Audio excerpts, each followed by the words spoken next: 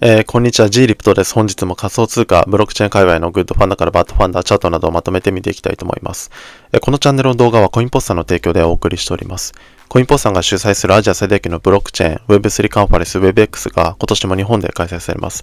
開催日は8月28日から29日、東京のザ・プリンスパークタワー東京で開催されます。先日の踊り田の参戦に続いて、日本から岸田首相やひろゆき氏など、数々の著名人の参戦も決まりまして、また話題になっております。なんとなく雰囲気知りたいという方は、去年の WebX 動画も期間限定で開放してますので、そちらもぜひ見てみてください。で、またこの WebX のチケットに関しては、概要欄のリンクから入っていただくと、通常価格よりも 20% オフで購入できるようになってますんで、少しでも興味を持った方いらっしゃいましたら、ぜひリンクから飛んでみてください。またメンバーシップの方では、毎朝1分で情報収集できるまとめ投稿が動画よりも好評いただいております。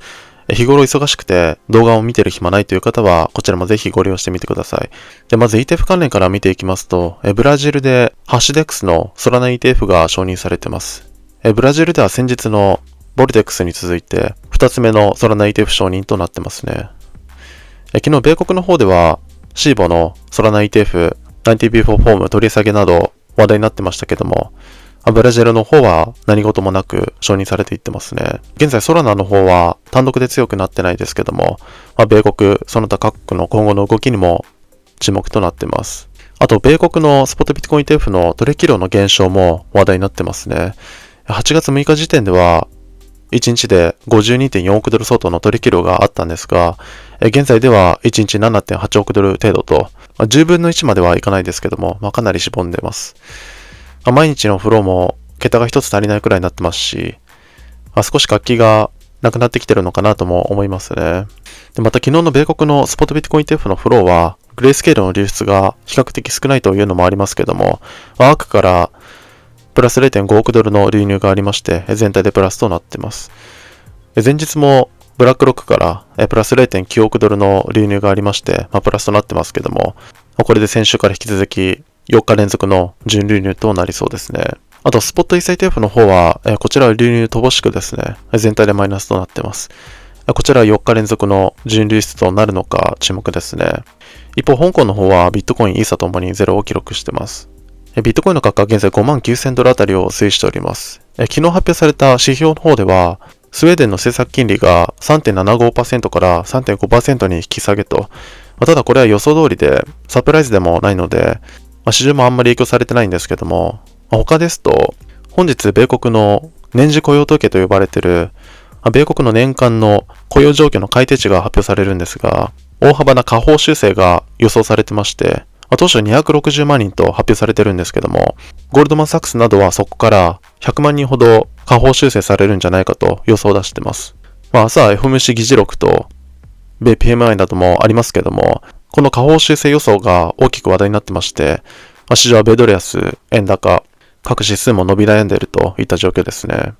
米国債金利は 3.810 を推移しておりまして、ナスダックが 19,719、S&P500 が 5,608、ダウ平均が 4834、金ゴールドが 2,511 ドル、日経平均が 37,859 円、ドル円が 145.47 円となっております。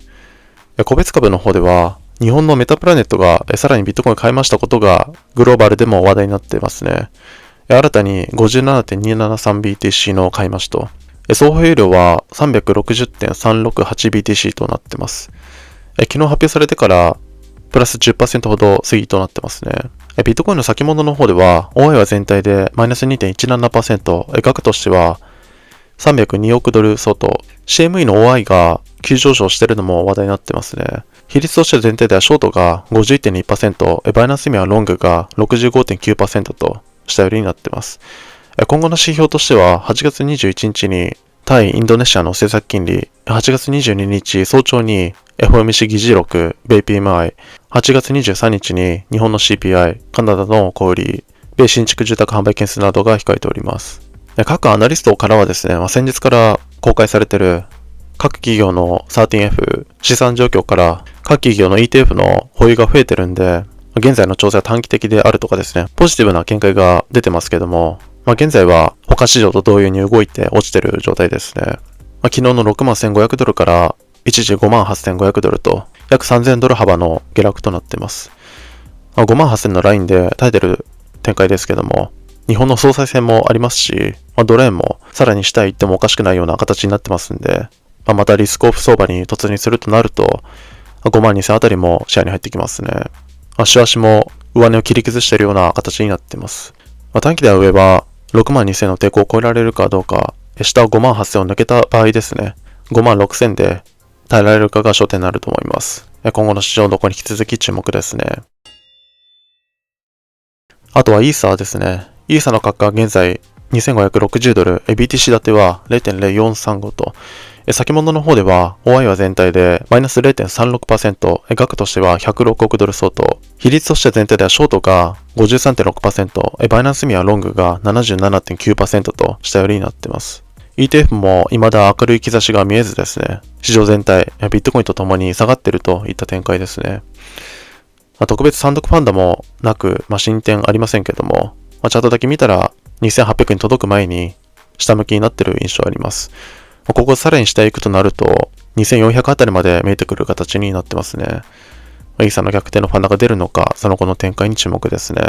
あとここからその他の動向になります。民主党の大口後援者とされているロン・コーウェイ氏が仮想通貨政治活動団体の PAC、フェアシェイクから脱退したことが話題になっています。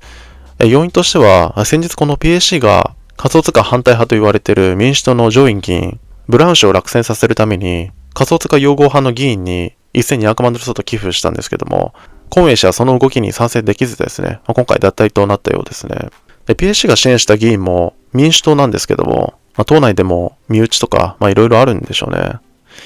昨日も民主党の綱領に仮想通貨関連のものがなかったという話題を取り上げましたけども、民主党イコール仮想通貨推進というイメージがちょっと弱いですよね。で、ポリマーケットの大統領選予測では、またトランプが逆転してます。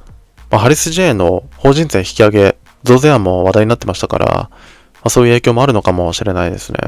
増税は受け入れがたいというのは各国共通なのかもしれませんね。あとは香港のジョニー議員がマントラダウの不正利用疑惑からダオ規制を求めていること、ナイジェリアが今月中に仮想通貨業者向けのライセンス制度を導入する方向で動いていること、ステートストリートがスイスのタオルスと提携して、ナイジェリアは昨日の課税法案もそうですけども、ここ数日で仮想通貨関連の規制を急ピッチで進めている印象ありますね。あとその他リリース、資金調達関連では、グラビティがメインネットリリース、分散型 AI ネットワークと呼ばれているゲンレイヤーの開発、イエーガー AI が750万ドル調達、